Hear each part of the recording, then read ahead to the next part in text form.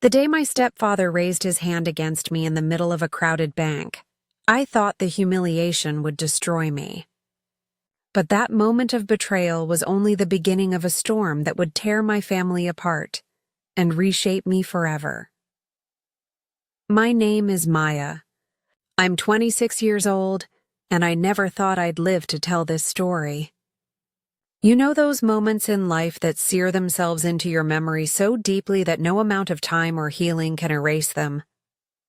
For me, that moment happened on a winter afternoon inside the fluorescent-lit lobby of a bank. I can still hear the buzz of the overhead lights, the smell of cheap coffee drifting from the waiting area, the murmur of people in line. And then I can still hear the sharp, humiliating sound of my stepfather's hand connecting with my face because I dared to say no. But let me back up, because the story didn't start there. My mother remarried when I was 15. My dad had died in a car accident when I was little, and for years it was just Mom and me. We weren't rich, but we managed. Mom worked long hours as a nurse, and I babysat to help cover extras. We weren't perfect, but we were close.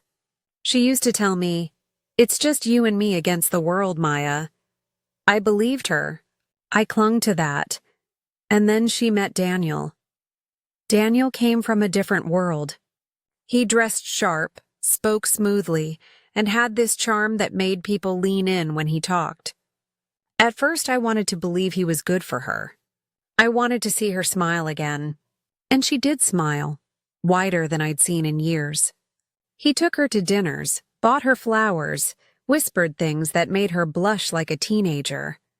But beneath the charm, I always sensed something dark. He had a temper that flickered just beneath the surface, little flashes of cruelty that Mom brushed off. "He just gets stressed," she'd say. "You don't know how hard he works." I kept my distance, went off to college, built my own life.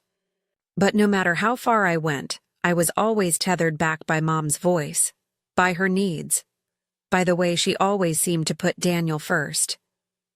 Every time I visited, he had a new complaint about money, a new scheme, a new reason why Mom had to lend him her credit, her time, her energy. And she did, without question. By the time I was 26, Daniel's true colors weren't even hidden anymore. He had failed business ventures, mounting debts, and a reputation in town for being slick but unreliable. And then came the day he dragged me into it. It was a Thursday. I remember because I'd just finished a long shift at work, and all I wanted was to go home, shower, and binge some Netflix. Instead, I got a call from Mom. Her voice was strained, urgent. "Maya, can you meet us at the bank? Daniel needs you to co-sign a loan." "It's important." I froze, the phone pressed to my ear. "A loan? Mom, I'm not—" "Please, Maya," she interrupted. "Just come. We'll explain." I should have said no right then, but something in her tone made me give in. Maybe it was guilt. Maybe it was the echo of her words from years ago. "It's just you and me against the world." So I drove over. The bank was buzzing with the usual weekday crowd. I spotted them immediately.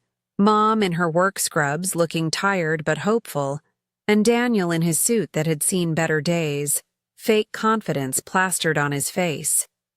He waved me over like I was his savior. "Maya," he said smoothly. "Thanks for coming. This'll be quick." I sat down suspicious. "What exactly am I signing?" He slid a stack of papers toward me. "Just a co-signature. It's for a small business loan. I've got this amazing opportunity, but the bank just wants a little extra assurance." I scanned the papers. It wasn't a little loan. It was massive, enough to bury me in debt if he defaulted. My stomach turned. "No," I said firmly, sliding the papers back. "I'm not co-signing this." His smile faltered. "Maya, come on. Don't be difficult. This is for the family. For your mother." I shook my head. "No, I worked hard to build my credit. I'm not risking everything because you can't manage yours." His face darkened. The charm evaporated. He leaned closer, his voice sharp. Don't shame us in public. Sign the damn papers. I felt the blood rush to my ears. No. And that's when it happened. He stood so fast his chair screeched against the tile. Before I could react, his hand lashed out and struck me across the face. The sound echoed through the bank, loud enough to stop conversations. I gasped, the sting searing my cheek, the humiliation burning deeper. People froze. The teller behind the counter dropped her pen. The manager, mid-sentence with another customer, stopped cold. For a heartbeat, the whole room was silent. And then Mom's voice cut through the air, sharp and panicked. "Daniel, stop. Maya, don't make a scene, please. Don't shame us like this." My jaw dropped. My own mother, the woman who once swore it was her and me against the world, was defending him. Not me. Not the daughter who had just been struck across the face in front of strangers. I felt something inside me crack. I stood, my chair tipping over. My cheek throbbed, my hands shook, but my voice came out steady. "I'm not signing. And if you ever touch me again, I'll make sure everyone knows exactly who you are." Daniel sneered, his face twisted with rage. Ungrateful brat. After everything I've done, I didn't let him finish. I grabbed my bag, turned on my heel, and walked out of that bank with every eye in the room on me. My heart was pounding, my legs felt like lead, but I kept moving. Because if I stopped, I would collapse. Outside, the winter air hit me like ice, but it felt cleaner than the suffocating air inside. I pressed a hand to my cheek, feeling the heat of the slap, the sting of betrayal. People passed by, glancing at me, probably wondering what had happened. But none of them knew the whole story. None of them knew that this wasn't just about a slap in a bank.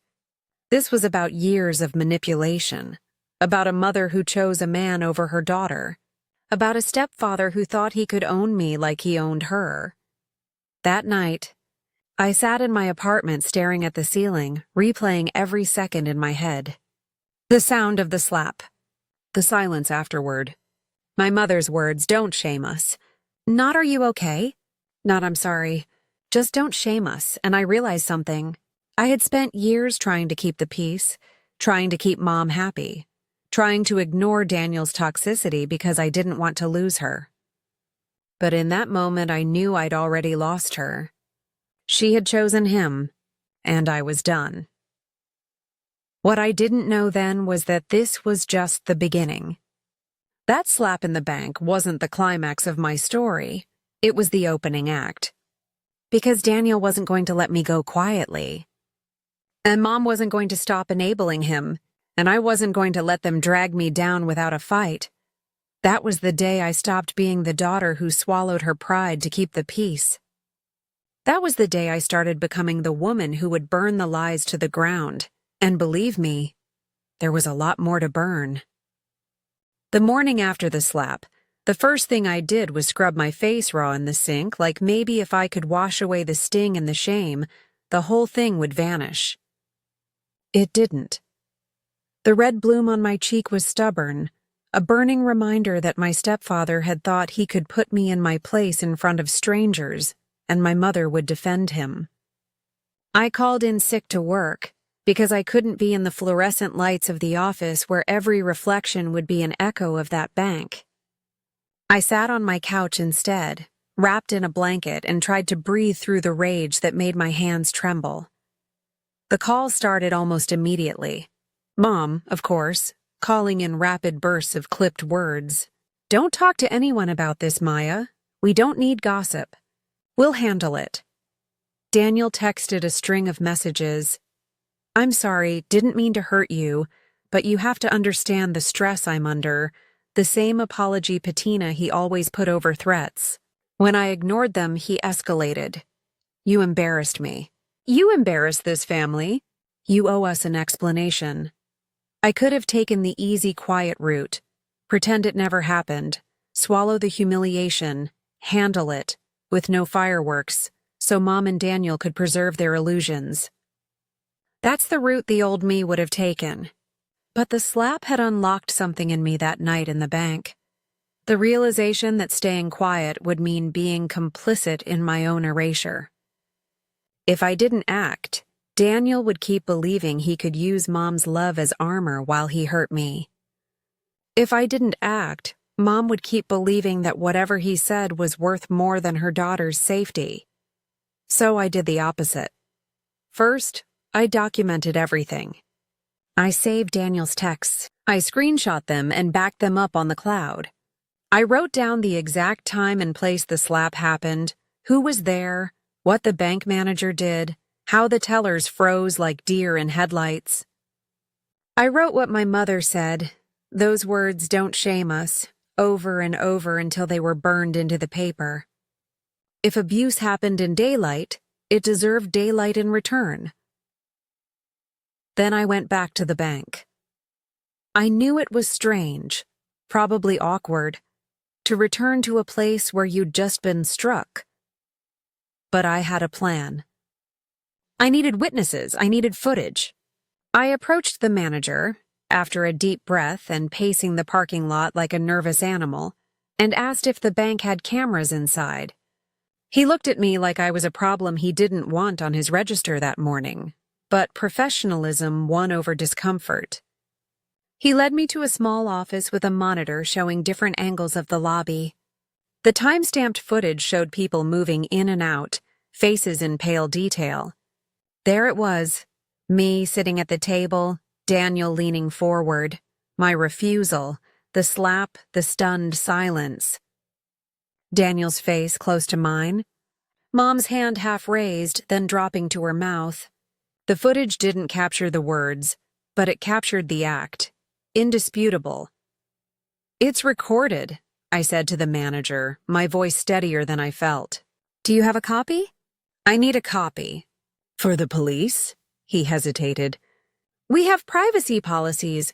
I understand," I said. "But this is assault on our property. If you want liability off your books, give me the footage. Or at least call security to file a report, please." His expression softened. Maybe it was the rawness in my eyes, or maybe it was the power of the time-stamped reality. But he nodded and called security. He didn't hand me the footage then.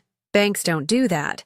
But he said he would put it on record and cooperate with any lawful request. That was step 1. Step 2 was the police. I drove to the station with my cheeks burning and my palms slick.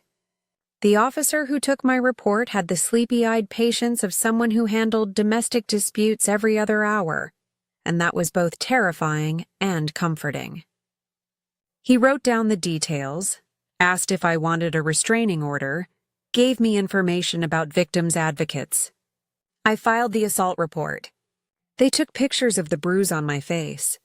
They recommended I see a doctor, psychological as well as physical counseling options, and gave me a case number. I left the station with a clipboard and an official weight on my shoulders. It felt simultaneously vulnerable and necessary. That night, Mom called and left a voicemail, a shaky blend of guilt and bravado. "Maya, we don't have to make this public. Don't drag this to court. Think about the family." I listened to voicemail after voicemail, each one a taut exercise in manipulation. "Think of us. You're making my life harder at work. Everyone will talk." They always weaponized embarrassment, as if silence was a currency to be spent to buy the illusion of peace.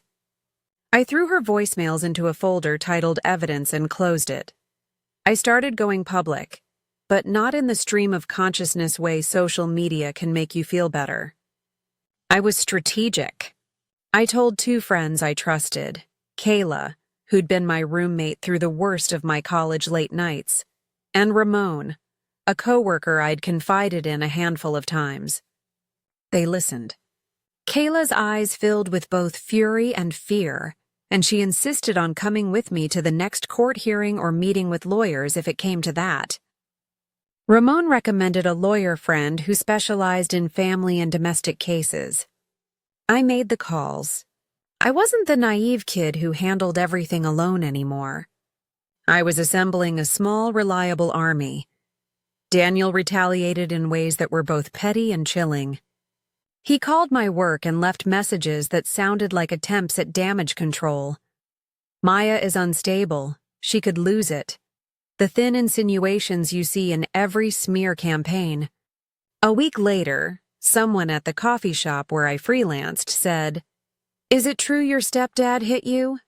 in a loud voice as I loaded my laptop. Heads turned. I felt that hot, familiar flush.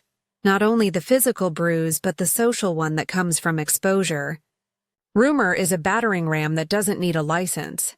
It just needs momentum. I started locking my accounts down. I changed passwords, added two-factor authentication, archived old posts, froze any personal info that might be used as fodder. When Daniel knocked on my apartment door once, pounding and yelling that I was ruining their lives, I didn't open it. I stood behind the deadbolt and learned, in a hard and practical way, how to not be scared. But the fight wasn't just about practicalities. It was about truth and ownership. I realized that Daniel's insistence that I co-sign for the family was less about finances and more about power. Co-signing would have meant handing him leverage. He would have had access to my credit, my risk, my future. He wanted to tie me to his failure and then hold me responsible for it. By refusing, I became a threat to him. He lashed out, publicly and privately, because it humiliated him that his plan to draw me into his mess had failed. There were nights I wanted to run, to take a bus to nowhere, to sleep in a motel and wake up in a world where Mom didn't have to choose and Daniel didn't exist. But more nights, I wanted to come back swinging, not physically, never again, but strategically. I wanted to reclaim my dignity and make sure my mother had to see consequences for defending a man who struck his daughter, so I built a case. I called the bank manager back and requested access to the footage officially through my lawyer. I filed a civil complaint for assault as well as a harassment injunction. I took advantage of the restraining order options. They weren't a silver bullet, but they added legal teeth to the situation. I documented a pattern: the slap, the calls, the knockings at my door, the smears at work. Each piece of paper was a stitch in something that would eventually keep me from being gaslit out of my own life. My mother's reaction to all of it was a different kind of tragedy. For weeks she oscillated between guilt and anger, like a pendulum. Sometimes she'd send me a text that said, "I wish I'd intervened. I don't know what to think anymore." Other times she'd stand on the stoop with Daniel and glare at me with such venom I felt peeled open. She told me privately, once when Daniel was at work and she thought I wouldn't hear, how hard it had been for her to rely on him. She said everything about him made life easier on paper. Dinners, the way he paid bills on time when they weren't behind, the external validation of a man who seemed to know how to dress. She admitted she was scared of losing the life she'd built. But fear does not absolve the complicity of choosing the abuser over the abused. One night we sat in the kitchen, the air thick with shame. She had that look, like she was choosing to be tired rather than present. "Maya," she said quietly, "I love you.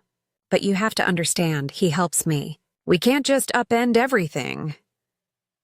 I wanted to tell her about all the nights I felt smaller in my own house because of a man's presence. I wanted to tell her I could survive without them, but not with them anymore. Instead, I said, "I won't let him hit me again." It was a small sentence, but it felt like the first honest thing I'd said to her in years. Things escalated when Daniel's financial desperation became public. It turned out he'd been juggling debts and borrowing under bad terms for months. He had investments that tanked, invoices he couldn't pay, and a credit history that read like a cautionary tale. Because of him, Mom's savings were tied up in trying to prop up his failing ventures. People in the neighborhood started whispering, and that whispering fed his rage, because his whole identity was built on bluff and appearance. If people learned how fragile he'd become, his mask would crumble. My lawyer, a sharp woman named Priya, suggested a course of action that felt both ruthless and necessary. Expose the lie. We weren't talking social media makeovers. We were talking legal pressure and strategic public exposure. She recommended filing a civil suit for assault and emotional distress against Daniel and asking the court for a permanent injunction to keep him away. Priya also advocated for pursuing a defamation claim for any of the false rumors Daniel spread that damaged my professional reputation. It felt like escalation, but it also felt like fairness. Abusers use silence and shame as weapons. Facing them with evidence removes the disguise. We served Daniel with papers. He reacted the way people do when their illusions are threatened, like someone slapped a mirror and expected it to stay whole. He ranted, he cursed, he threatened to take Mom's side legally, to have her declared incompetent even, to drag every scrap of my life into public view. He tried to paint me as the one with issues, the unstable daughter who lashed out for attention. It was a typical switch. Project the guilt onto the victim until the victim doubts their own sanity. But I had Priya, documentation, and the camera footage from the bank. The raw, unedited proof stripped his argument of any reasonable veneer. In the middle of all this legal maneuvering, life didn't stop. I still had to work, to pay rent, to sleep. Some days I felt like I was living inside a courtroom drama where every moment demanded emotion or a statement. Friends became a sanctuary. Kayla brought homemade dinners that tasted like someone cared. Ramon sat with me on nights when sleep was impossible and told me mundane stories, office gossip, his neighbor's new puppy, that rooted me back into normalcy. Evenings I'd go for long walks, letting the city's cold air clear the fog. It was during one of those walks I met someone new, an odd, gentle stranger named Eli who worked at the bookstore I frequented. He didn't have an agenda. He had quiet, ordinary kindness. He brought me tea without talking about my situation and asked me which poetry books I liked. He wasn't a solution. He was a small, steady human presence that reminded me life was broader than my battles. As the court dates approached, an odd thing happened. The community began to split. Some of Mom's friends, who had always admired Daniel for his charisma, started to distance themselves after seeing that video. Others, entrenched in their loyalty to my mother, accused me of making things up. You learn quickly, in high-drama family conflicts, who your true allies are. People who stay are the ones who'll hold your hands when the paperwork stacks up. Court itself was a surreal theater. Priya walked me through every question, simulated the cross-examination, taught me to breathe between answers. On the day of the hearing, I sat with the bruise still faint on my cheek, the bank footage in my laptop, and a calm I had cultivated out of necessity. Daniel sat at the defense table, his jaw clenched, his lawyer fidgeting. Mom sat a few rows back, her hands clenched in her lap, eyes wet but fixed. When the footage played, the courtroom went quiet in that particular way where everyone's breath feels held. The judge watched, the jurors shifted, and I watched the replay, my own life, played back in cold pixels. After it finished, Priya presented the pattern. The calls, the messages, the threats, the smashed windshield, each documented and correlated. She painted a picture of a man who used charm as a velvet glove over iron fists. Daniel's lawyer tried to discredit the footage. "Cameras don't capture context," he said. "You can't see the provocation." It was a line right out of every abuser's defense playbook. Blame the victim for refusing to be complicit. Priya countered with the medical report, with the witness testimony from the bank's security guard who'd frozen at the site and later called the manager, with a string of text messages where Daniel had escalated his entitlement. The judge looked at Daniel and then at my mother. Something shifted in the room when the evidence was laid bare. Mom stood up then, and for a heartbeat I thought she might finally see. Instead, she said something that shocked me as much as the slap had months earlier. "We didn't expect him to," she began, and then her voice broke. It wasn't an apology. It was the sound of someone straddling two worlds who didn't want to commit. The judge asked if she had anything else to add. Her silence filled the space like a chasm. The judge issued a temporary restraining order and scheduled a full hearing for a permanent injunction. It wasn't the slam dunk I'd hoped for, but it was protection. When I left the courthouse that day, lines in the sand were visible. Daniel was on notice. Mom had to choose a side. And me, I had legal acknowledgement that the slap was not something to be filed away as a family quibble. But legal papers don't mend the home or the heart. The house where Mom and Daniel lived became an icebox. She began to isolate herself, curling into the roles Daniel had reinforced for so long. Even when I reached out, her replies were clipped, sometimes accusatory. "You're making things worse." The manipulative dynamic between an abuser and enabler didn't evaporate with a court order. It calcified into something brittle and lonely. A few months in, after the restraining order was enforced and Daniel's threats had to be carefully managed, Mom finally came to the small apartment I'd moved to for a weekend. She sat across from me, her hands trembled, and she said, "I'm so sorry." It wasn't the dramatic surrender I'd imagined. It was a woman who had finally, painfully, recognized that the man she'd given herself to had hurt her child. Tears shook her voice. "I didn't see it. I thought you were exaggerating." I was afraid. I listened. I told her about the nights I'd sat alone and tried to make sense of my future without her breadcrumbs of approval. I told her I didn't know if I could just pick up the old thread and pretend we were the same. We sat with that for a long time. Two people who had loved each other into a dangerous triangle, now trying to reconstruct a broken geometry. She said, "I don't know if I can leave him." I didn't have a clean answer for that. I only knew I couldn't stay where I'd always been the one taught to quiet myself. In the end, the revenge I sought was less Hollywood and more about reclaiming my life. I rebuilt my credit on my own terms.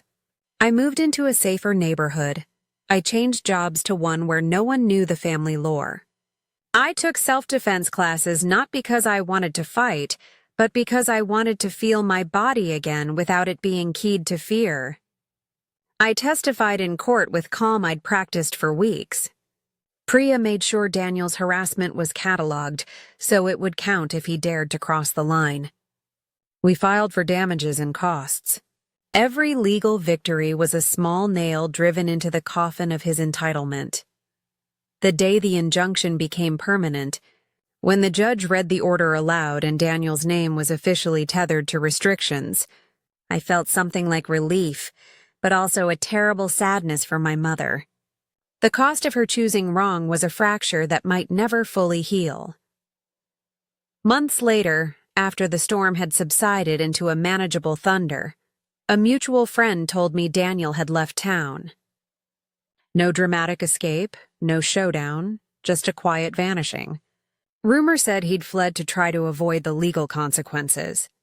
Rumor also said he'd found someone else to prop him up for a little while. I didn't care much about the why. It was the result that mattered.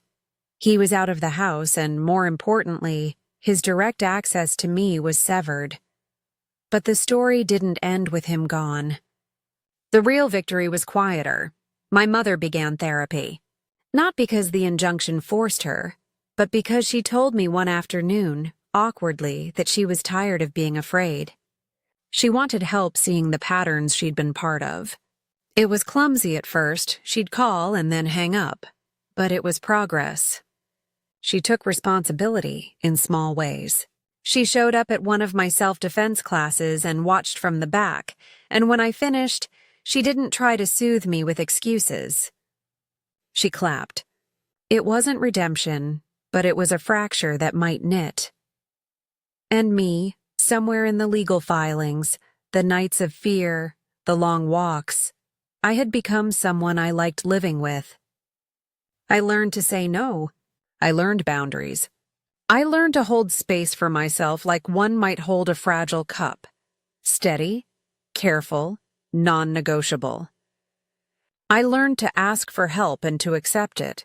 The revenge I'd imagined, the cinematic humiliation of Daniel, the public downfall, happened in small, bureaucratic ways. Court orders, legal fees for him, the loss of the neighbor's whispers that fed him. He was forced to face consequences he never believed would stick. But the deeper victory was more human. My mother's slow, embarrassed, steady moving away from enabling him. The friends who stayed and held me. The stranger who became a friend who brought small comforts like tea and books. The community of people who responded with support rather than judgment. I kept the bank footage locked in a folder, a cold, unblinking record. Sometimes I watch it, not out of bitterness, but as a reminder of what happened and what it led to. The slap was a punctuation mark, a terrible one, but not the end of my sentence. I rewrote the paragraph that followed. On the anniversary of that terrible winter day, I met Kayla and Ramon and Eli at the little cafe down the street. We clinked mugs like survivors. The bruise had long faded, and sometimes when I looked in the mirror, I still saw a shadow. But shadows can be learning curves. They show you where light is possible. Mom sent a text that morning, thinking of you. I'm proud of what you've done, and even that was a small miracle. People often ask if revenge filled the hole left by betrayal. The honest answer is no. Revenge is not warmth. It doesn't fill grief. But standing up, demanding accountability, refusing to be erased, that gave me something else. A life remade with intention. A life where the word family could be negotiated and redefined. A life where my body and my voice were mine again. The bank would always be a place I associated with a particular kind of violence, but it also became, in my memory, the place where I stopped tolerating my own erasure. I am Maya. I am 26. I was struck in a bank because I refused to co-sign a man's debts. That moment exposed everything I needed to change about my life. It was the pivot point where I traded silence for action, fear for strategy, shame for community, and the woman my mother is becoming. Imperfect, sometimes cowardly, sometimes brave, reminds me that people can change, or at least shift, if they are willing to reckon with the wreckage they helped create. It doesn't absolve them, but it gives space for something else. Accountability, repair, the possibility that one day the word family might mean safety again. If I had to sum it up in one plain sentence, the slap didn't break me. It cracked something open so I could step through into the next chapter, where I learned what it means to protect myself and where I made sure no one else could sign me into someone else's mistakes. When the restraining order was finally permanent, I thought I could breathe again. I thought maybe, just maybe, the storm had finally passed.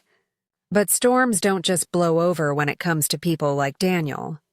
They linger, they change direction, and they find new ways to pour down on you. What I didn't know was that the real test wasn't the slap at the bank, or even the courtroom hearings. It was what came after. In the quiet months when everyone assumed I was safe. Life has a way of testing how badly you really want to move on. For a little while, things seemed almost normal. I was back at work, back to my routines. I went out with friends, spent evenings with Eli at the bookstore where he worked, and let myself imagine that I could actually live without feeling the weight of my family's chaos pressing down on me. I even started saving money, setting goals, little things like a trip to the coast or maybe a better apartment someday. I remember telling myself, this is what healing looks like. But then Mom started showing up again. It was little things at first. A knock on my door, unexpected on a Tuesday night. She'd stand there with a container of leftovers, smiling too brightly, acting like she could just drop in and everything was fine. "I made too much pasta," she'd say, holding the container out like a peace offering. I'd let her in because she was my mother, and because part of me still ached for her approval. But the moment she sat down, her words would circle back to Daniel. "He's struggling, Maya. He's not the same without you. Maybe if you just talk to him." Every time she said his name, my stomach clenched. It was like inviting poison back into the house. I'd remind her gently at first, then firmly, that Daniel was out of my life. That he was dangerous. That he had crossed a line he could never uncross. But Mom lived in this strange in-between, where she could admit he was wrong and yet still believe he deserved redemption. And she wanted me to be the bridge. It was a cruel position to be in, choosing between my safety and my mother's fragile hopes. One night, after one of her visits, I found myself staring at my reflection in the bathroom mirror, gripping the sink until my knuckles turned white. I whispered to myself, "You can't go back. Don't go back." Because part of me wanted to, not for Daniel, but for her. I wanted her to love me like she used to before him. But I knew deep down that as long as she clung to him, I'd always be second place. Then came the letter. It arrived in a plain white envelope, no return address. My name scrawled across it in Daniel's handwriting, messy and aggressive. I almost tore it up without opening it, but curiosity and anger made me rip the seal. Inside was a single sheet of paper, a rant that rambled about how I had ruined his life, how I had humiliated him in front of the town, how I owed him a chance to explain. And at the bottom, a line that made my blood run cold. "You can't hide behind lawyers forever, Maya. We're family, and family always finds a way back." I sat on the floor, the letter trembling in my hands, my heart pounding so loudly it drowned out everything else. I knew he wasn't supposed to contact me. I knew this was a violation of the order. But the violation wasn't what scared me most. It was the certainty in his words. The way he wrote, "Family always finds a way back," felt like a threat, like he wasn't finished with me yet. I called Priya immediately. She told me to keep the letter, that we could use it to strengthen my case if he tried anything else. She reassured me that the law was on my side. But laws are words on paper, and Daniel was a man who didn't respect paper. I started double-checking my locks every night. I started glancing over my shoulder when I walked home from the train. One evening, I thought I saw him across the street, leaning against a lamppost, smoking. When I blinked, he was gone, and I told myself I was imagining things. But deep down, I knew he was circling, waiting for a chance. Mom, meanwhile, kept showing up, and every visit felt like a wedge being driven deeper between us. One night, I snapped. She was sitting at my table sipping tea, and she said, "Maya, you have to understand. Daniel's not perfect, but he loves me. He's trying to be better. Can't you forgive him?" I slammed my hand down on the table, the sound echoing in the tiny apartment. "He hit me, Mom, in public. He humiliated me. He threatened me. And you stood there and told me not to shame him. How can you even ask me to forgive that?" Her eyes filled with tears, and for a second I thought maybe she understood. But then she said, "Because he's all I have left." The words hit me harder than Daniel's slap ever had. I realized then that I wasn't just fighting Daniel. I was fighting for my mother's soul, and she was slipping through my fingers. Things escalated when Daniel made his next move. It happened on a cold Friday evening. I was walking home from work, bundled in my coat, my bag slung over my shoulder. I turned the corner onto my street, and there he was, leaning against the hood of a car, arms crossed, smirk on his face like he had every right to be there. "Maya," he drawled, like we were old friends meeting for coffee. We need to talk. My heart leapt into my throat, but I forced myself to keep walking. You're violating the order. Leave now, or I'll call the cops. He pushed off the car, stepping into my path. Oh, come on. Don't be like that. You think a piece of paper scares me? You think you can erase me from your life? I pulled out my phone, my hands shaking. I'm calling right now. His smirk twisted into something darker. You think you're strong, but you're still just a little girl playing with fire. And fire burns, Maya. It always burns. I dialed, my voice steady despite the panic in my chest. Yes, this is Maya Carter. My stepfather Daniel is violating a restraining order. He's outside my building. The moment he realized I was serious, that the cops were really coming, he backed off. He raised his hands mockingly, like I was overreacting, and then he walked away, whistling as if nothing had happened. But the damage was done.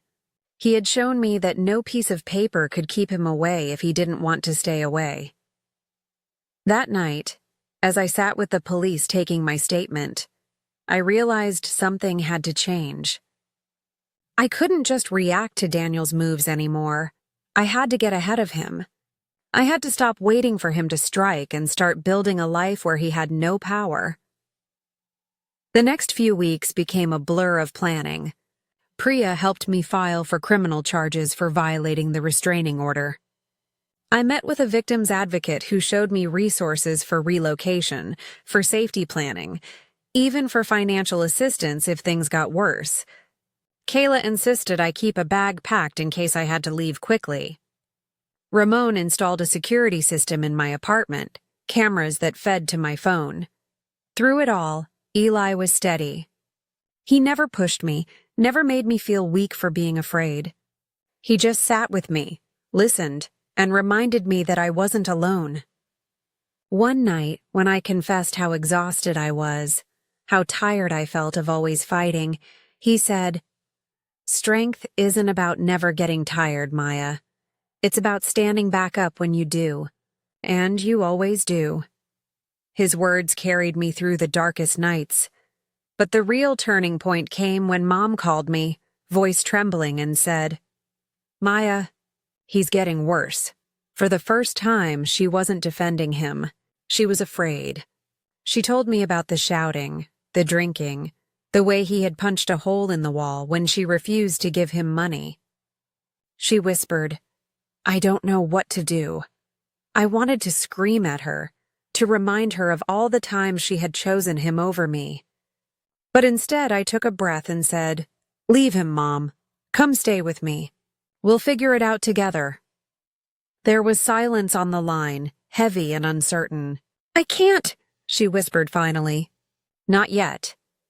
But the seed was planted, and that was when I realized my fight wasn't just about protecting myself anymore. It was about breaking the cycle. It was about showing Mom there was another way. And maybe, just maybe, it was about finally turning the tables on Daniel for good. Because if he thought I was going to stay scared forever, he was about to learn just how wrong he was. I always thought the worst kind of fear was the one that hits you suddenly, like a slap in a bank lobby or a shadow stepping into your path on a dark street. But over time, I learned the truth. The worst fear is the one that lingers, the one that coils around your life like smoke, filling every corner even when you think you've aired it out.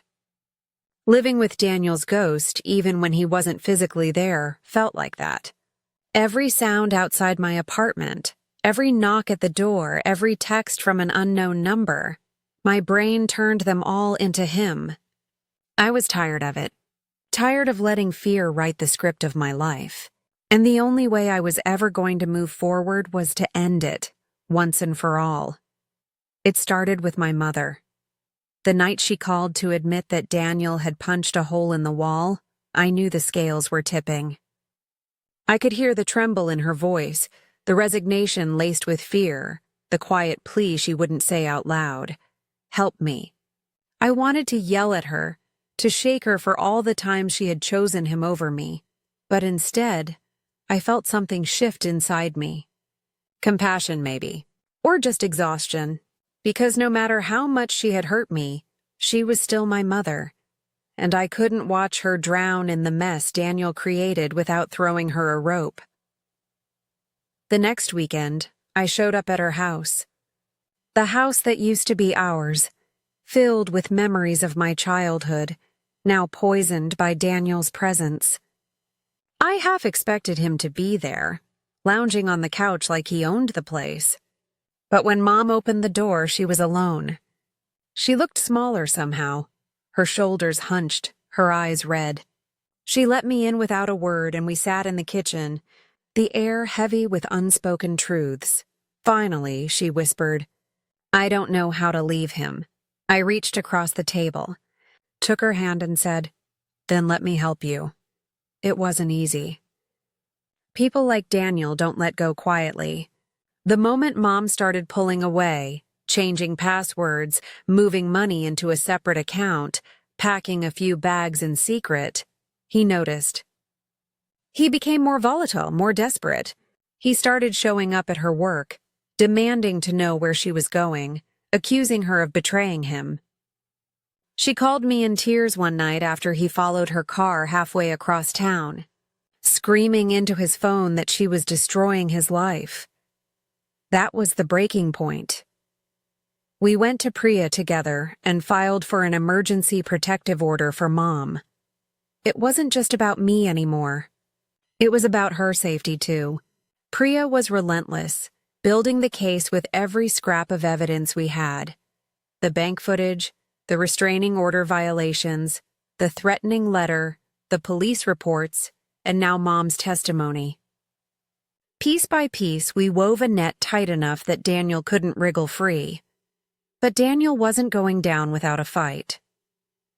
The day he was served with the new order, he showed up at my apartment building. He couldn't come inside. There were cameras now, locks he couldn't break. But he stood across the street, yelling up at my window. "You think you've won, Maya?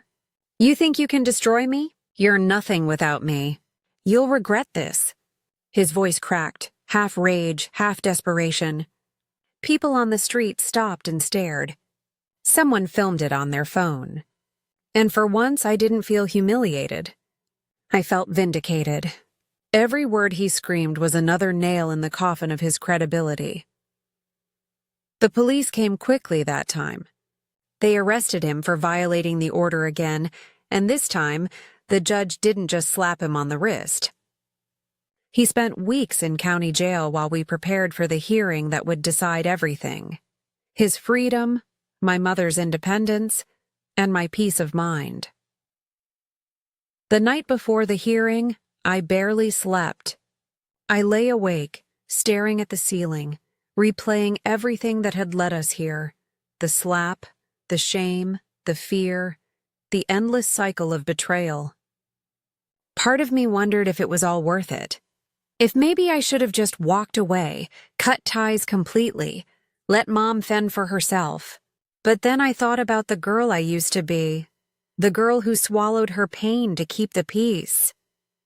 And I knew I couldn't be her anymore. The courthouse was cold, sterile, filled with the kind of tension you can almost taste. Daniel sat at the defense table, his suit rumpled, his charm stripped away. He looked smaller too, like a balloon slowly deflating. Mom sat beside me, her hands clenched in her lap, her face pale but determined. Priya stood tall, her voice steady as she laid out the case. She didn't just tell the judge what Daniel had done, she showed him. The footage from the bank, the threatening letter, the videos of him screaming outside my building, the police reports, the bruises, the fear. When it was Daniel's turn, his lawyer tried the usual tactics, painting me as vindictive, painting Mom as confused, painting Daniel as a man under stress who just lost his temper. But the evidence was overwhelming, and for once, the truth was louder than his lies. When the judge finally spoke, the words felt like a release I'd been waiting for my whole life. Daniel was found guilty of assault and harassment. The restraining orders were made permanent. He was ordered into mandatory counseling, fined, and barred from contacting either me or Mom ever again. It wasn't a perfect victory. Nothing could erase what had happened, but it was enough. When we walked out of that courthouse, Mom turned to me, tears streaming down her face, and whispered, "I'm sorry." It wasn't the first time she'd said it, but it was the first time I believed her. Because this time, she wasn't just apologizing, she was choosing me. The months that followed were quiet, almost eerily so. Daniel faded from our lives like a bad dream, popping up occasionally in rumors. Someone said he'd moved to another state. Someone else claimed he was trying to start over. I didn't care. He wasn't my problem anymore. Mom moved in with me for a while, and for the first time in years, we started rebuilding our relationship. It wasn't easy. There were still wounds, still scars, still nights when I woke up angry at her for everything she'd let happen. But there were also small moments, cooking dinner together, laughing at a silly TV show, sitting on the balcony with mugs of tea, that reminded me of who we used to be. Slowly, we were finding our way back. And me? I found strength I didn't know I had. I learned that standing up for yourself isn't a single moment. It's 1,000 small choices every day to refuse to be silenced. I learned that family isn't just blood. It's the people who show up, who hold your hand in court, who bring you tea when you're too tired to move, who remind you that you're not alone. Eli became more than a friend. His quiet presence, his steady support, grew into something deeper, something I hadn't thought I was ready for. One night, as we sat together in the bookstore after closing, surrounded by shelves of stories, he took my hand and said, "You've lived through hell, Maya, but you're still here. And I want to be here with you if you'll let me." For the first time in a long time, I said yes to something that felt like hope. Looking back now, I realized the slap at the bank wasn't just the worst moment of my life. It was the turning point. It was the spark that lit the fire I needed to finally stand up, to finally say no, to finally reclaim my life. Daniel thought he could break me, but all he did was show me how strong I could be. And as for revenge, it wasn't about humiliating him or destroying him, or even seeing him behind bars. Revenge was living a life he could never touch, building something beautiful out of the wreckage he left behind. Revenge was looking in the mirror and seeing someone I was proud of, someone who refused to be silenced, someone who survived. My name is Maya. I'm 26 years old, and this is my story. Not the story of a victim, not the story of a girl silenced by fear, but the story of a woman who stood up, fought back, and won.